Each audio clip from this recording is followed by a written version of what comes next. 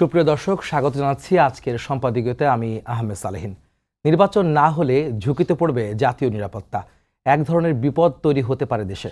মন্তব্য জাতীয় ঐকমত্য কমিশনের সহসভাপতি অধ্যাপক আলী রিয়াজের।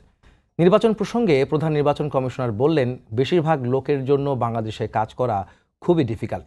এনসিপি নেতা সার্জিস আলম বলেছেন, নির্বাচনের আগেই নির্বাচন কমিশন নিরপেক্ষতা হারিয়েছে।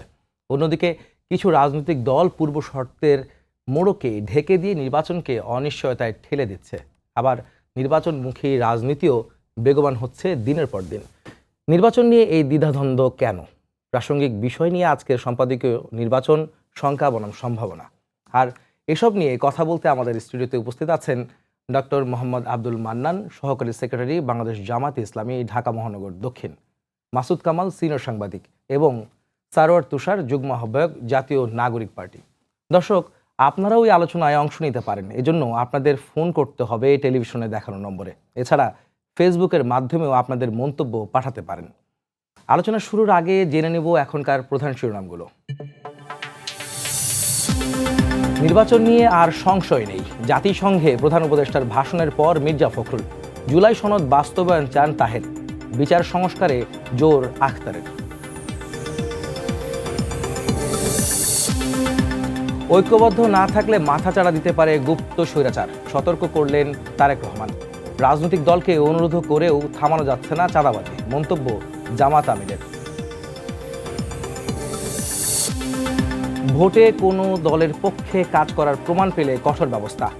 নির্বাচন কর্মকর্তা সম্মেলনে হুঁশিয়ারি সিএসির। দলগুলোকে কমিশনের বিরুদ্ধে অহেতুক অভিযোগ না করার আহ্বান। জুলাই সনদ বাস্তবায়নে বিচার বিভাগের পরামর্শ চাওয়ার পরিকল্পনা। 15 অক্টোবরের মধ্যে চূড়ান্তের আশা ঐকমত্য কমিশনের। ঝুলে গেলে নির্বাচন নিয়েই শঙ্কা বিশ্লেষকের। এবং ভারতীয় নাগরিকদেরও বাংলাদেশে পুশিন। তীব্র সমালোচনার মুখে বিজেপি সরকার। আইনি লড়াইয়ে 6 ভুক্তভোগী। নিজ দেশে ফেরানোর নির্দেশ কলকাতা হাইকোর্টের।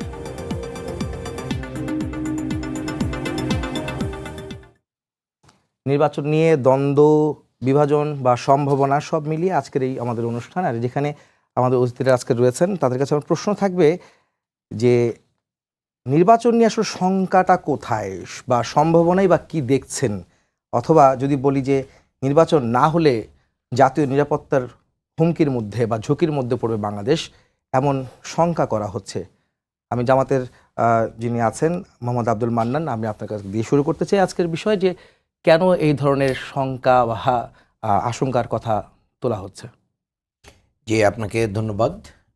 সময় টিভির দর্শক এবং আমার সহ-আলোচক যারা আছেন সবাইকে ধন্যবাদ।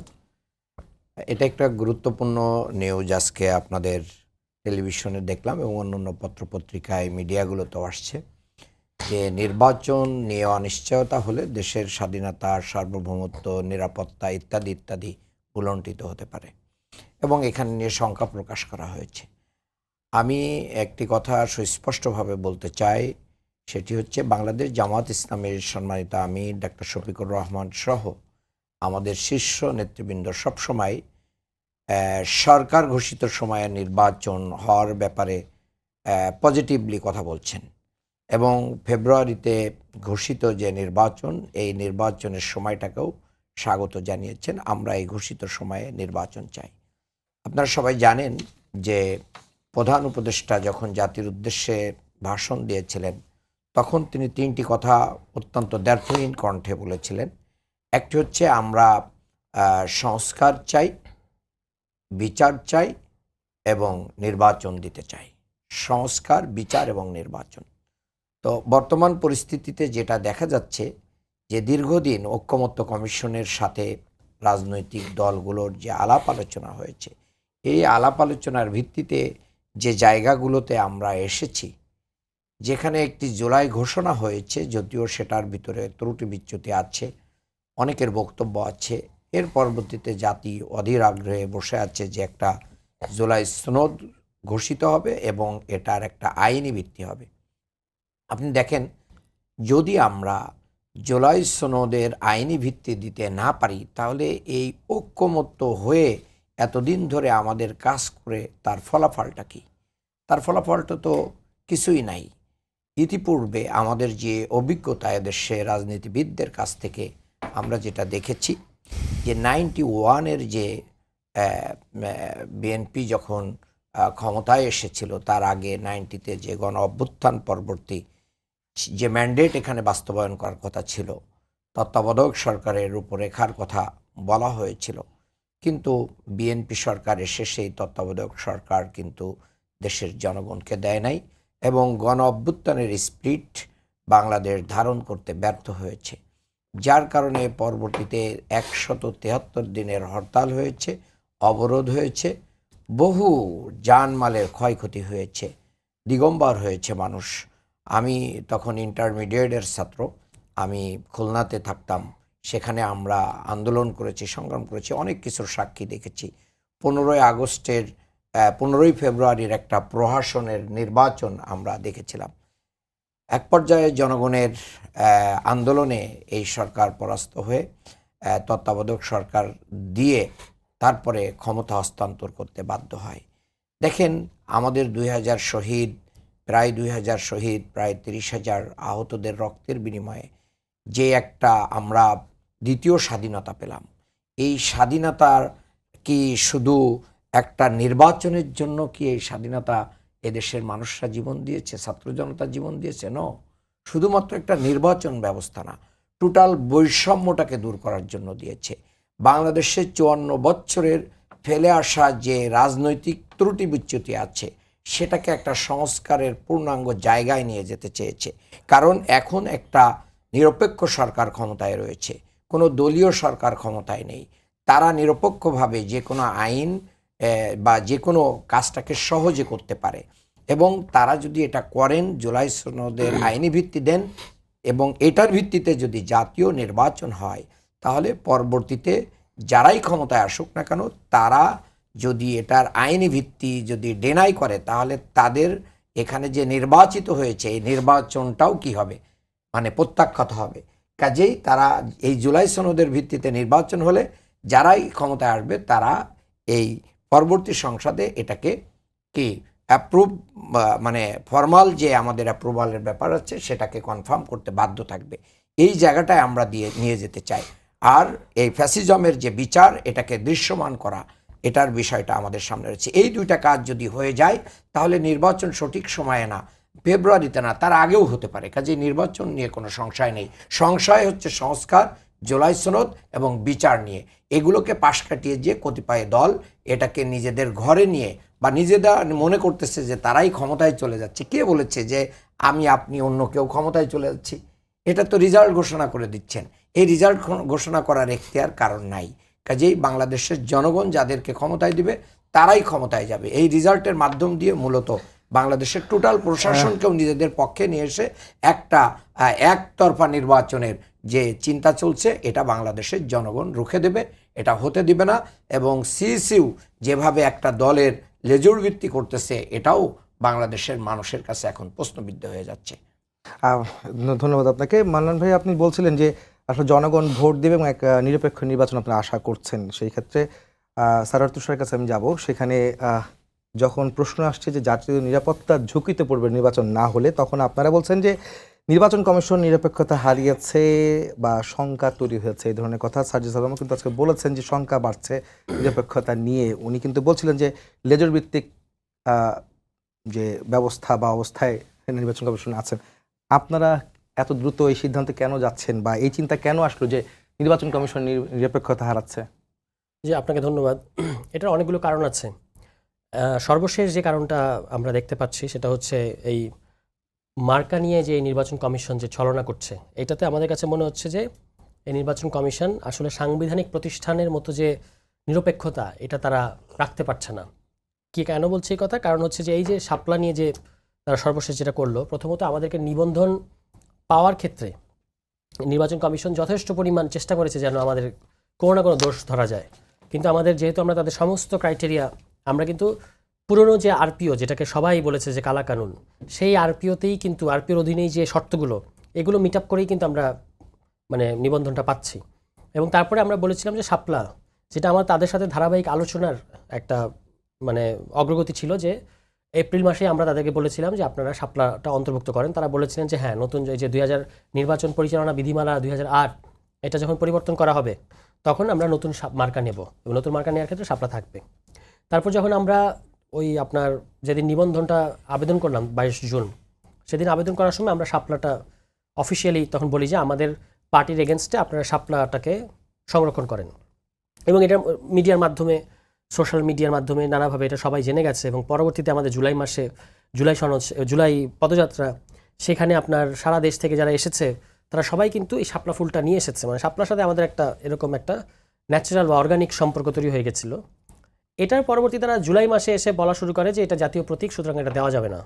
তখন আমরা তাদের সাথে দেখা করে আবারও বলি যে মানে এটাকে যে আপনারা বলছেন যে এটা জাতীয় প্রতীক, এই কথাটা ঠিক না। শাপলা জাতীয় প্রতীক না।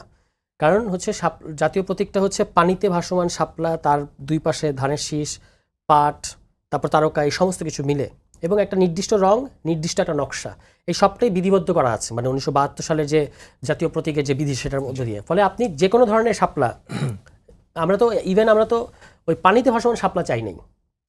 আমরা বলি না যে মার্কাটা ব্যালটে পানিতে ভাসমান শাপলা, পানি এবং শাপলা দুটো উপাদান মিলে যদি আমরা বলতাম যে পানিতে ভাসমান শাপলা আমাদেরকে দেন, তবু এটা আসলে জাতীয় প্রতীকের কাছাকাছি হতো। সেটা আমরা বলি নাই, আমরা শাপলার কথা বলেছি। পরবর্তীতে তারা এটা বলা বন্ধ করেছে যে এটা জাতীয় প্রতীক, সুতরাং দেওয়া যাবে না, এই কথাটা বলা বন্ধ করেছে। কিন্তু তারা এটা অন্তর্ভুক্ত করে নাই।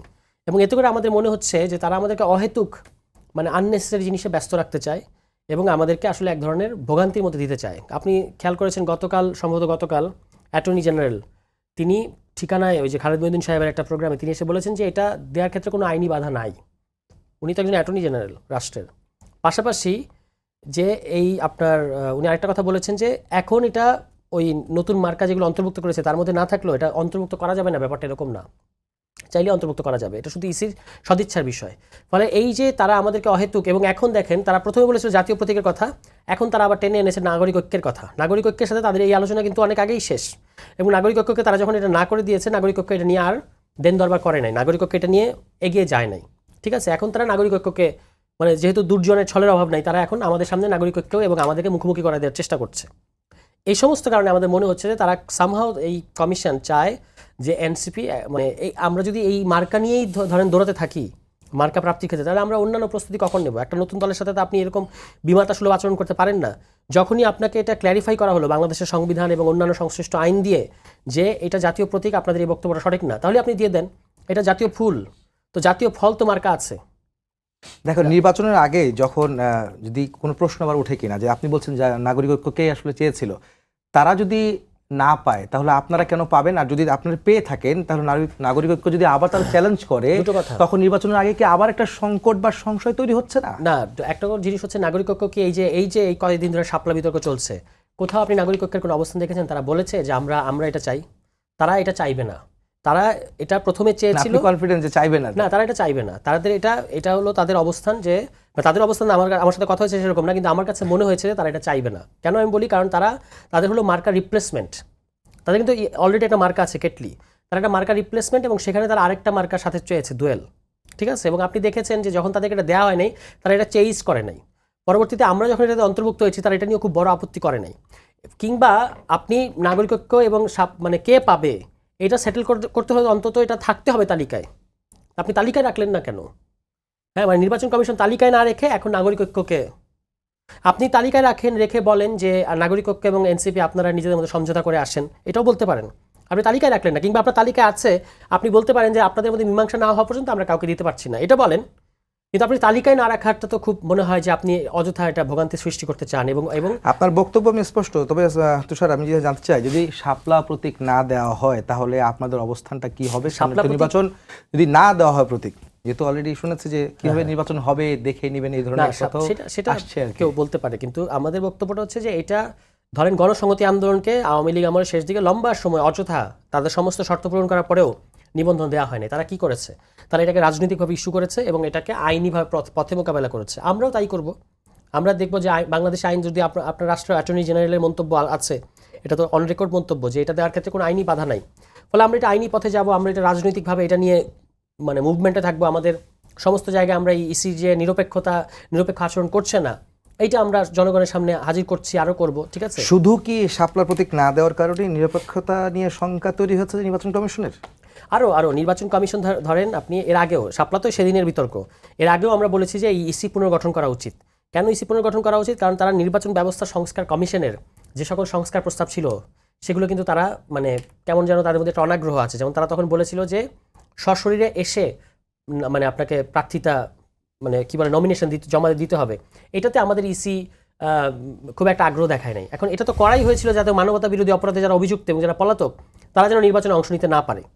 তারপরে হচ্ছে তারা আরও কয়েকটা ঘটনার মধ্যে তারা দেখিয়েছে যে মানে তাদের আচরণ এক ধরনের পলিটিক্যাল প্রতিষ্ঠানের মতো, কিংবা মনে হয় যেন একটা দলের মতো করে তারা ওই তাকিয়ে থাকে ওই দল কি বলে। তা আরও কিছু সংস্কার প্রস্তাব ইসি মানে আগ্রহ দেখায় নাই, ঠিক আছে। যেমন এর মধ্যে আরেকটা আছে, আজকে যদিও আমি দেখলাম যে সিইসি বলছেন যে যদি কোনো নির্বাচনী কর্মকর্তাকে দেখা যায় যে আপনি কোনো দলের পক্ষে কাজ করেছেন তাহলে কঠোর ব্যবস্থা নেওয়া হবে। তো ভাই আপনাকে যে আগেই এই নির্বাচন ব্যবস্থা সংস্কার কমিশন বলেছে, একটা খুব গুরুত্বপূর্ণ সংস্কার প্রস্তাব ছিল যে আপনার ধরেন কমিশনের মেয়াদ শেষ, নির্বাচন আপনি উপহার দিয়েছেন, সেই নির্বাচন নিয়ে যদি পরবর্তীতে কোনো প্রশ্ন ওঠে 14, 18, 24-এর মতো, তাহলে আপনি কমিশন হিসেবে না থাকলেও আপনাকে বিচারের আওতায় আনা যাবে। এটা তো একটা খুব গুরুত্বপূর্ণ। যদি আপনার কাছে আগে থেকে এই চাপটা থাকে, আপনি বাংলাদেশের প্রধান নির্বাচন কমিশনার, আপনি জানেন যে যদি আমি এই ধরনের নির্বাচন দিই তাহলে আমার পরিণতি এরকম হবে ভবিষ্যতে, ইভেন ইফ আমি ওই পদ থেকে সরে এসেছি তবুও, তাহলে আপনি কিন্তু ভুয়া নির্বাচন কিংবা এই যে ধরনের নির্বাচন গত 3টা কমিশন উপহার দিয়েছে বা বাংলাদেশকে যে ধরনের নির্বাচনের অভিশাপের মধ্যে নিয়ে গেছে, এটা থেকে আপনি কিন্তু মানে 3বার ভাববেন, আপনি ওই পথে যাবেন না। তাহলে এই সিইসি কি নির্বাচন কারচুপি করতে চায়? কেন তারা এটার বিরোধিতা করেছিল তখন? তখন কিন্তু তারা বলেছে না এটার দরকার নেই এরকম। তো এরকম আরও অনেকগুলো সংস্কার প্রস্তাব নির্বাচন ব্যবস্থা, যেমন আরপিও সংশোধনী, এটার ক্ষেত্রেও তাদের আগ্রহ দেখা যায় নাই। মানে কঠিন একটা আরপিওর মধ্যে দিয়ে আমাদের নিয়ে গেছে। হোয়ারেজ তারা এই কিছুদিন আগে সম্ভবত 2-3 মাস আগে এমন একটা পার্টিকে নিবন্ধন দিয়েছে যাদের কেন্দ্রীয় কার্যালয় আপনাদের সাংবাদিকরা খুঁজে পায় নাই ঢাকা শহরের মধ্যে, আর আমাদের জন্য তারা সমস্ত কিছু কঠিন করে দিচ্ছে। আমি একটা উদাহরণ দিই, যে ধরেন উপজেলা অফিসে আপনি ভিজিটে গেছেন, নির্বাচন একজন কমিশন পক্ষ থেকে পাঠানো হয়েছে। তো সাধারণত কি করে, আপনি ওই যে 200 লোকের তালিকা দিয়েছেন না, প্রত্যেকটা উপজেলায় 200 ভোটারের দিতে হয়। সাধারণত আপনি গণ অধিকার পরিষদ সাম্প্রতিক সময়ে মানে নিবন্ধন পেয়েছে, আপনি ওদের কাছে জিজ্ঞেস করেন ওই যে নামের এগেনস্টে ব্যক্তি আছে কিনা, ফোন দিয়ে শুধু চেক করে এবং র্যান্ডমলি কয়েকটা জাস্ট নাম্বার করে। তারা আমাদের ক্ষেত্রে ফোন দিয়ে বলেছে যে আপনি অমুক জায়গা থেকে আসেন। এখন দেখেন আমরা 200 ভোটারের যে তালিকা দিয়েছি এটা কিন্তু সারা উপজেলায় ছড়ানো। এখন আপনি হঠাৎ করে আমাদের অফিসে এসছেন, এসে একজন নির্বাচন কমিশনার কর্মকর্তা ফোন দিয়ে বলতেছেন ওই ইয়েকে যে আপনি এখন অফিসে আসেন, আপনাকে দেখব আপনি এক্সিস্ট করেন কিনা। এটা তো অহেতুক বোঝা যায় যে আমাদের সাথে একটা শত্রুতা আচরণ করতেছে। এই অনেকগুলো কারণে মনে হচ্ছে যে তারা এনসিপির প্রতি বিমাতা সুলভ আচরণ করছে। একটু মাসুদ কামাল কাছে যাই, সেটা হচ্ছে যে আপনি শুনছিলেন যে নির্বাচন কমিশন নিরপেক্ষতা নিয়ে প্রশ্ন উঠছেন, তুষার বলছেন, এদিকে মান্নান সাহেব বলছেন যে লেজুর ভিত্তিক করছেন নির্বাচন কমিশন। এই ধরনের অভিযোগ কিন্তু আসছে নির্বাচনের আগে। অনেকে নির্বাচনটাকে খুব ফেব্রুয়ারিতে নির্বাচন যদি ধরে নিই, অনেকে বলছেন খুব কম সময়, আবার অনেকে বলছেন এটা অনেক বেশি সময়। এই ক্ষেত্রে নির্বাচন কমিশনের নিরপেক্ষতা, নির্বাচন হওয়ার বিষয়ে শঙ্কা বা সম্ভাবনা আসলে আপনি কি দেখছেন? দ্বিধাদ্বন্দ্বের মধ্যে কোনো শঙ্কার মধ্যে কোনো সম্ভাবনা দেখছেন কিনা? শঙ্কা সবসময় থাকবে, সম্ভাবনা সবসময় থাকবে। যে দুজন আলোচনা করলেন তাদের আলোচনার সঙ্গেও আমি মোটামুটি একমত। একটা জিনিস কি জানেন, আমি বলি আপনাকে, এই যে আমাদের যে আরপিও যেটা আছে, যার অধীনে নির্বাচনটা হয়, এটাই ফল্টি, টোটালি ফল্টি। এবং আমার কাছে তো মনে হয় যে রাজনৈতিক দলের নিবন্ধনের দরকারটা কি রে ভাই? রাজনৈতিক দলের নিবন্ধন থাকতে হবে কেন? এবং এই নিবন্ধনের আইনটাই হলো যে সাধারণ মানুষকে নির্বাচন থেকে দূরে রাখার ব্যাপার একটা। আর এই নিবন্ধনের যে আইনগুলো আছে এটা ভয়ঙ্কর আইন। এই আইন মানা বাংলাদেশের খুব কম রাজনৈতিক, মানে 2-3টা রাজনৈতিক দলের বাইরে আর করতেই পারবে না, এই আইন মানতে পারবে না যে আইনগুলো আছে। এবং এই আইনগুলো যে মানা হয় না, এটা আমরা বহুবার দেখেছি। কি সমস্ত party, supreme party, Bangladesh Congress, এগুলি কিরে ভাই? এগুলি সমস্ত উপজেলা আছে, কমিটি, জেলা পর্যায়ে কমিটি আছে নাকি? ঢাকা সেন্ট্রাল কমিটি খুঁজে পাওয়া যায় না। দেখলাম তো পত্রপত্রিকায় যে তার মেয়ের বাসার ড্রয়িং রুমে তার অফিস, এরকমও দেখছি তো। এখন এগুলি কি হয়? এগুলি হওয়া মানে হলো যত আইন করবেন তার মানে হলো এখানে ফাঁক ফোকর দিয়ে ঢুকবে এবং কিছু মাল কামানো যাবে। নিবন্ধনের জন্য যারা আগে চেক করতে যাবে তার টাকা পয়সা কামাবে। নির্বাচন কর্মকর্তাদের লাভ ছাড়া এখানে কোনো কমিশনের কথা বলছিলেন, আসলে নির্বাচন নিয়ে মানে শঙ্কা বা সম্ভাবনা কি দেখছেন সামনে? শঙ্কা হলো গিয়া মানে নির্বাচনটা হবে, ফেব্রুয়ারিতে নির্বাচন হবে বলে আমি বিশ্বাস করি, কিন্তু খুব ভালো নির্বাচন হবে না। এটা আমাদের ইউনূস সাহেব বলে না যে ইতিহাসে শ্রেষ্ঠ নির্বাচন তিনি উপহার দিবেন? উনি ইতিহাসও বোঝে না, শ্রেষ্ঠও বোঝে না, এটা হলো আমার বক্তব্য। উনি বুঝে না কিছু, উনি বাংলাদেশের মানুষে বুঝে নেই পর্যন্ত। জীবনে বেশিরভাগ সময় কাটাচ্ছে বিদেশে। এই দেশের মানুষ যে কি এটা উনি বুঝে না, এই দেশের মানুষের পালস উনি বুঝে না। বর্তমানে যে বাস্তবতা উনি ক্রিয়েট করেছেন, অন্য জ্বালা বাদ দেন, উনি যে বাস্তবতা ক্রিয়েট করেছেন, এই বাস্তবতায় উনি একটা অসাধারণ নির্বাচন করবেন, এটা একদমই বোগাস কথাবার্তা। উনি জানেনও না যে কীভাবে নির্বাচনটা করতে হবে। উনি একটা আওলা ঝোলা বাধা দিছে, একটা সংস্কার করতেছে, সংস্কারের পরে নির্বাচন করবে, ঠিক আছে? তাহলে সংস্কারে তো নির্বাচন ব্যবস্থার সংস্কার আছে, আছে না? তো ওই সংস্কার যখন তার হবে, আইনটা যখন হয়ে যাবে, যে আইনটা আবার ওনারা বলতেছে এটা আমরা জুলাই সনদের ভিত্তিতে করব। তো এই সংস্কার তো জুলাই সনদের পার্ট। যখন আপনি এটার ভিত্তিতে যখন আপনি নির্বাচন করবেন, তখন তো এই নির্বাচন কমিশনের এক্সিস্ট করবে না। কারণ এই নির্বাচন কমিশনকে এই সংস্কারের মধ্যে যে প্রক্রিয়া নির্বাচন কমিশন গঠনের কথা বলা হয়েছে, ওই প্রক্রিয়া হয়েছে নাকি? গঠিত হয়েছে? হয় নাই তো। যদি পুরো একটা এলোমেলো অবস্থা, লেজে গোবরে, বুঝেন, একটা লেজে গোবর অবস্থা উনি করে নিয়ে বসে আছে, আর খালি মিষ্টি মিষ্টি আলাপ করে। আলাপের চিরা বেশি দিন ভিজে না, 2-1 দিন ভিজে, পরে আর ভিজে না। এখন উনি এরকম একটা ঝামেলার মধ্যে ঝামেলা পাকাইছেন, অলরেডি পাকাই ফেলাইছেন। আমি একটা সিম্পল এক্সাম্পল দিয়ে বলি, জুলাই সনদের বাস্তবায়নটা কিভাবে হবে, এটা তো এই মুহূর্তে মূল বিতর্ক। কিন্তু 2 দফা এটা হলো মূল বিতর্ক। এই সনদের বাস্তবায়নটা আপনি কেমন করে করবেন? দেখেন, মানে হয় শয়তানি করছে অথবা না বুঝা করছে। একটা জুলাই ঘোষণাপত্র করছেন একটা, ওই যে 20টি স্নাত দিনে 28টা ওখানে বসে বসে উনি অনেকে ছাতা মাথা দেখলাম ধরছে, কে কারে জড়াই ধরলো না, ওইটা করলো একটা। তো ওইখানে কি ঘোষণা করছে, কতগুলি দফা আছে, ওইটার 20 নম্বর দফাটা একটু পড়েন আপনি। 20 নম্বর দফা স্পষ্ট বলা হয়েছে যে ওনার এই সরকার একটা সাংবিধানিক সরকার। যদি ওনার এই সরকার সাংবিধানিক সরকার হয়, তাহলে ওনার সরকার যা যা কাজ করবে সংবিধানকে মেনে করতে হবে। কোন সংবিধান? যে সংবিধান আছে এটা, আর তো কোনো সংবিধান এক্সিস্ট করে না। যদি এই সংবিধানকে আপনি মেনে যদি আপনি কাজ করতে যান, তাহলে আপনি জুলাই সনদকে আপনি কিভাবে বাস্তবায়ন করবেন? আপনি পারবেন? আমি আপনার সিম্পল উদাহরণ দিয়ে বলি, আপনি আপনার নিজের হাতের আঙুলটা আছে না, এই আঙুলটা দাঁত দিয়ে কামড়ে কাইটা করতে পারবেন, ছিঁড়তে পারবেন? পারবেন না, জীবনে পারবেন না। পৃথিবীর কেউ পায় না। জীবনে কেউ নাক বন্ধ করে, হাত দিয়ে নাক বন্ধ করে আপনি দম বন্ধ হয়ে মরতে পারবেন না। চেষ্টা করে দেখেন, এটা কেউ পারে না। তো এটা হলো ওই জিনিস। আপনি এই কিভাবে বললেন যে আপনার সরকারটা সাংবিধানিক সরকার? সংবিধান তো আপনি বহুবার মানেন না। আপনি মানেন না। যেটা আপনি মানেন না সেটা ওখানে লিখতে হবে কেন? কেউ লিখতে হবে? ওটা ইন্টেনশনালি কেউ যদি লেখে থাকে, তাহলে বুঝতে হবে সে একটা ইবলিস, একটা কেউ জাতীয় কেউ লিখছে। এই পোলাপান যে খেপে যে রাগ করে কক্সবাজার চলে গেছিল, ওটা আমার ঠিকই করছে। তো এটা ভাই বাস্তবতা কি করতেছে না, মানে ইচ্ছাকৃতভাবে একটা আওলা ঝাওলা বাধাই দিচ্ছে। পরে যে বলবে কি এই কারণে করতে পারলাম না, ঠিক আছে কি করা যায়, দেখা যায় কি করা যায়। যতদিন আপনি কি করা যায় করবেন, ততদিন আপনি থাকতে পারবেন। এইগুলো হলো নাটক রে ভাই। ইলেকশন দিতে হবে এবং দেখেন শেষের আওলা বাজবে একটা ইলেকশন নিয়ে, এটা বিরাট আওলা বেজে যাবে। আচ্ছা, আপনার ধন্যবাদ। মানন সাহেব, আপনার কাছে একটু আসতে চাই। সেটা হচ্ছে যে আপনারা তো এই প্রসঙ্গটা একটু পুরনো, মানে একটু আসছে এই কারণে, সেটা হচ্ছে যে আপনারা 5 দফা দাবিতে রাজপথে নেমেছেন। অনেকে বলছে যে আলোচনা চলা অবস্থায় আপনারা কেন রাজপথে আসলেন এবং আলোচনার টেবিল ছেড়ে 5 দফা দাবি নিয়ে রাজপথে আসাটা কতটুকু যৌক্তিক, আপনারা কি মনে করেন? নির্বাচনের আগে এত কম সময়ের মধ্যে এই দাবি দেওয়া পূরণ হওয়া সম্ভব? আচ্ছা, আমরা যে দাবি দেওয়াগুলো করেছি এগুলো কি অযৌক্তিক? এটা কি নির্বাচনের জন্যই প্রয়োজন না? আর লেভেল প্লেইং ফিল্ড ছাড়া কি আপনি খেলবেন? সেটা নিশ্চয়তা দিচ্ছে তো। বাংলা মানে এই যে ক্রিকেটের মতন যদি রেফারি যদি ইন্ডিয়ার পক্ষে হয়, তা আপনি জিততে পারবেন? আপনাকে তো আউট দিয়ে দিবে, আপনাকে তো জিতাই দিবে। আউট হলেও আউট দিবে না। তার মানে হচ্ছে লেভেল প্লেইং ফিল্ড প্রয়োজন।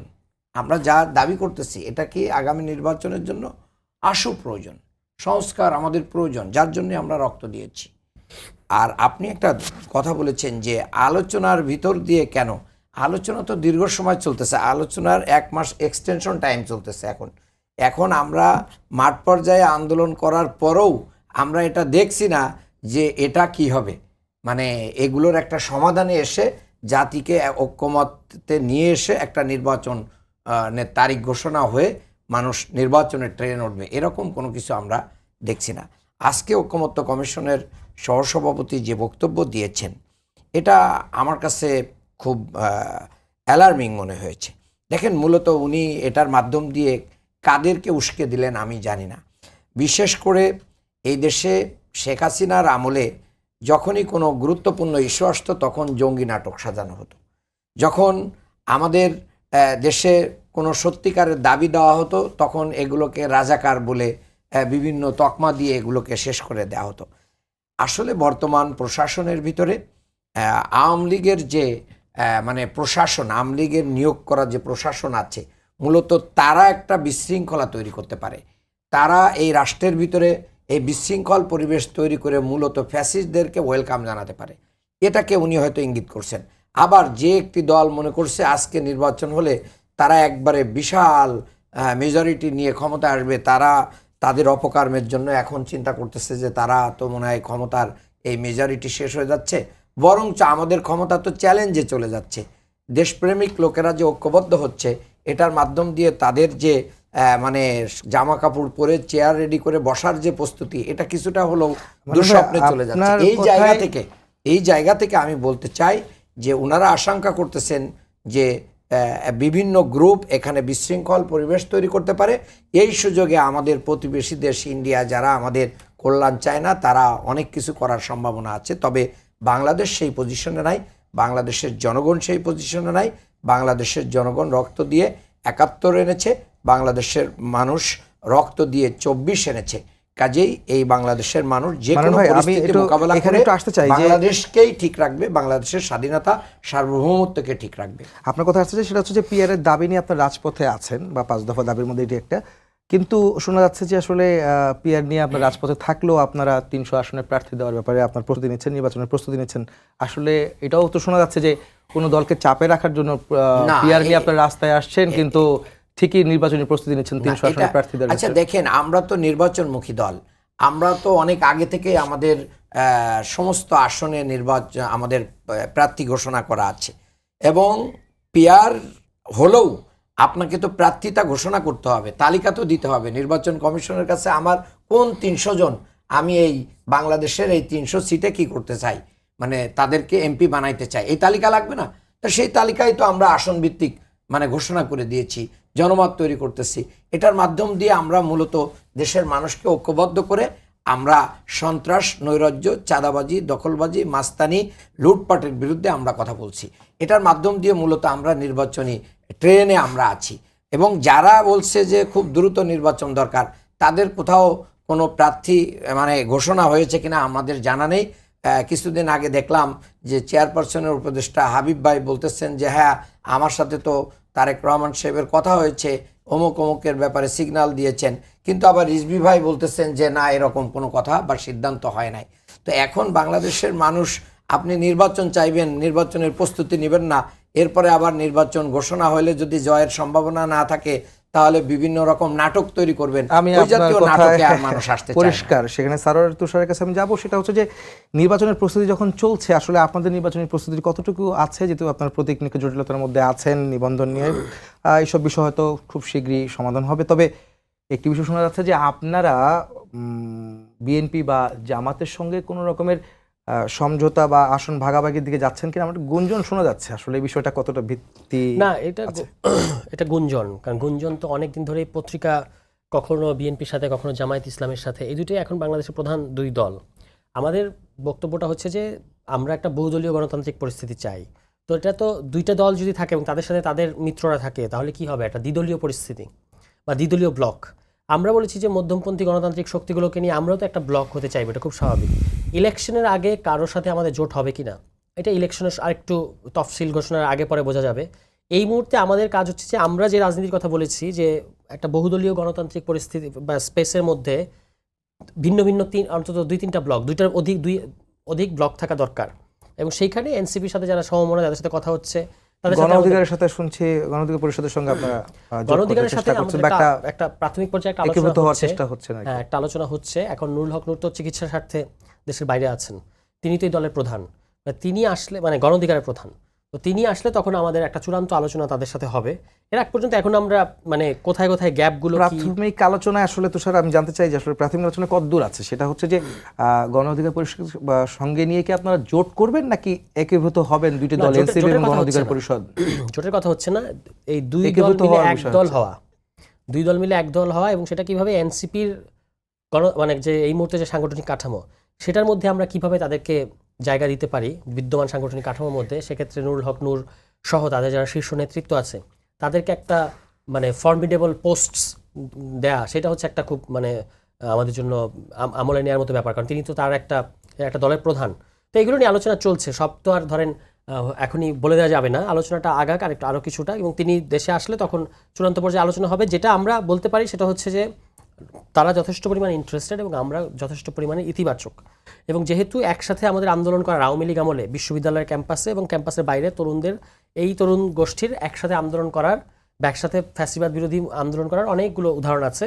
ফলে আমরা মনে করি যে যেটুকু দূরত্ব আছে এটা আসলে মিট করা সম্ভব, এবং সব করে তারপর একটা দলীয় ব্যানারে কিংবা পরবর্তীতে আরও অন্যান্যদের নিয়ে আমরা জোট করবো কিনা সেটা আরেকটু পরে বোঝা যাবে। আরেকটি বিষয় হচ্ছে যে তুষার আপনার কাছে দিয়ে যাবো আরেকজনের কাছে, সেটা হচ্ছে যে মুক্তিযুদ্ধের চেতনা বিক্রি করতে গিয়ে আওয়ামী লীগ এখন দিল্লিতে, বিএনপিতে তো সালাউদ্দিন আহমেদের কথা বলেছেন, তাই জুলাই চেতনা বিক্রি না করার আহ্বান, একই সঙ্গে তারা ইসলামকেও বিক্রি না করার বা ইসলামী চেতনা না আসার বিষয়ে আহ্বান জানিয়েছেন সালাউদ্দিন আহমেদ, আজকে জানিয়েছেন। এই বিষয়টাকে আসলে আপনারা কি দেখবেন? আপনি ওনারা বলছেন যে জুলাই যোদ্ধা তারাও, সারা মানুষ বা দেশের মানুষ যারা ফ্যাসিবাদ বিরোধী আন্দোলনে ছিলেন প্রত্যেকেই জুলাই যোদ্ধা। আপনার এখানে অভিমত আছে? এখন সালাউদ্দিন সাহেবকে এরকম একটা উদাহরণ দিতে পারবে কোথায় জুলাই চেতনা বা জুলাই চেতনা কথাটা আসছে কেন? যখন জুলাই সনদ বাস্তবায়ন নিয়ে আমরা দেখতে পাচ্ছি যে বিএনপি ছাড়া প্রায় সকল দল এক জায়গায় প্রায় একই রকম, যে জুলাই সনদের ভিত্তিতে আগামী নির্বাচন হতে হবে। তার মধ্যে কেউ গণভোট, কেউ গণপরিষদ, কেউ সাংবিধানিক আদেশের কথা বলছে, কিন্তু সবাই চায় যে ইলেকশনের আগে জুলাই সনদের ব্যাপারে একটা সিদ্ধান্ত নিয়ে। এখন এই কথাটা বললে কি এটা হয়ে যাবে যে এটা জুলাই চেতনা? সেটা হবে না। কিন্তু বিএনপির যেটা হচ্ছে যে তারা ইলেকশনের পরে এটাকে নেয়ার জন্য তাদের এক এক সময় এক এক রকম বক্তব্য আমরা দেখতে পেয়েছি। আমরা বরং উল্টো দেখেছি যে আওয়ামী লীগের মতো স্বাধীনতার পক্ষের শক্তি, বিপক্ষের শক্তি, রাজাকার, এই কথাগুলো কিন্তু বিএনপির তরফ থেকেই, যে হুইচ ইজ আনফর্চুনেট, এটা বিএনপি সবচেয়ে বেশি বলেছে। বিএনপি এটা ভিকটিম ছিল 15 বছর, মানে বিএনপিকে তো রাজাকার বানিয়ে দিয়েছিল না, কিন্তু সেই বিএনপি এখন ওই আওয়ামী লীগের মতো, বরং আমরা বলবো যে বিএনপি চেতনা ব্যবসাটা সবচেয়ে বেশি করেছে এই 5 আগস্টের পরে, যেটা করা দরকার ছিল না। অন্য কেউ জুলাইয়ের কথাটা তো আমরা বলবোই, যে জুলাই গণঅভ্যুত্থানের মধ্য দিয়ে আমরা এই জায়গায় এসেছি, সেটার কথা তো বারবার বলা হবে। আপনি দেখবেন যে এটাকে কেউ এক্সপ্লয়েট করছে কিনা আওয়ামী লীগের মতো, আমি দেখিনি যে কেউ এটাকে এক্সপ্লয়েট করতেছে, কিন্তু ওনারা হচ্ছে এই স্বাধীনতা বিরোধী তকমা দিয়ে কিংবা রাজাকার তকমা দিয়ে এই ধরনের কাজগুলো কিন্তু তাদের তরফ থেকে। আমি এই বিষয় থেকে বেরোতে চাচ্ছি, সেটা হচ্ছে যে মাসুদ কামাল ভাইয়ের সাথে আমি একটু প্রশ্নটা করতে চাই, সেটা হচ্ছে যে গণতন্ত্রের পক্ষে শক্তি ঐক্যবদ্ধ হতে না পারলে গুপ্ত স্বৈরাচার মাথাচাড়া দিয়ে উঠবে। নির্বাচনের আগে এই সংখ্যা কি আপনি দেখছেন? অবশ্যই এটা নিয়ে অনেক আলোচনা হচ্ছে। দেখেন, গণতন্ত্রের পক্ষের শক্তি একত্রিত হওয়া এগুলি তো হলো গিয়ে মনে করেন, যদি শুনেন, যদি দুনিয়ার সমস্ত লোক ভালো হয়ে যেত তাহলে থানা পুলিশ লাগতো না, ঠিক কিনা বলেন? ঠিক না? এগুলি তো বেশ সত্য কথা, চিরন্তন সত্য কথা। সবাই যদি যার যার ধর্ম মেনে চলতো, পৃথিবীর আপনি একটা ধর্ম দেখাতে পারবেন না যে ধর্মে চুরি চামারি অন্যের ধন লুণ্ঠন করতে বলে। সবাই যদি ধার্মিক হয়ে যেত তাহলে দুনিয়াটা শান্তি দুনিয়া হইতো। হয় বাদ দেন অন্য ধর্ম, ইসলাম ধর্ম, সবাই যদি কোরআনটা ঠিক মতো মাইনে চলতো তাহলে তো আর কিছুই লাগে না রে ভাই। মানে না তো এইগুলো হলো ধরেন কি, এগুলি বইয়ের কথা। উনি বলতেছেন দূরে আছেন, দূরে বসে বসে জাতিকে জ্ঞান দিচ্ছেন, ঠিক আছে, এটা হতেই পারে। আমি তো ওনাকে রিকোয়েস্ট করবো, প্রায় প্লিজ ভাই দেশে একটু আসেন, দেখেন আমরা কিভাবে আছি, দেখেন আমাদের প্রবলেমটা কি, তারপরে আপনি কথা বলেন।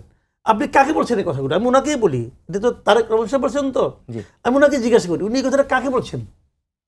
ওনার দলের নেতাকর্মীদের বলছেন, যারা সারা দেশে হাজার হাজার মামলার বাদী, উনি কি তাদেরকে বলছেন? শুনেন, আপনি হিংসা দিয়ে কখনো অহিংস সমাজ কায়েম করতে পারবেন না।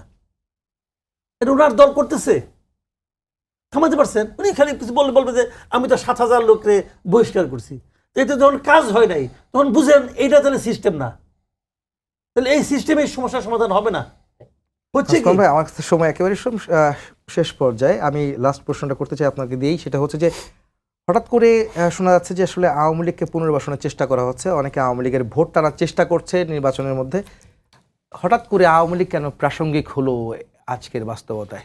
শোনেন, আগামী নির্বাচনে আওয়ামী লীগ খুব প্রাসঙ্গিক হবে। আগামী নির্বাচনে ব্যালটে নৌকা মার্কা থাকবে কিনা আমি জানি না, এখন মতো যে নমুনা দেখতেছি থাকবে না, কিন্তু আপনি মানবেন আওয়ামী লীগই নির্ধারণ করবে আগামী নির্বাচনে কে জিতবে কে হারবে।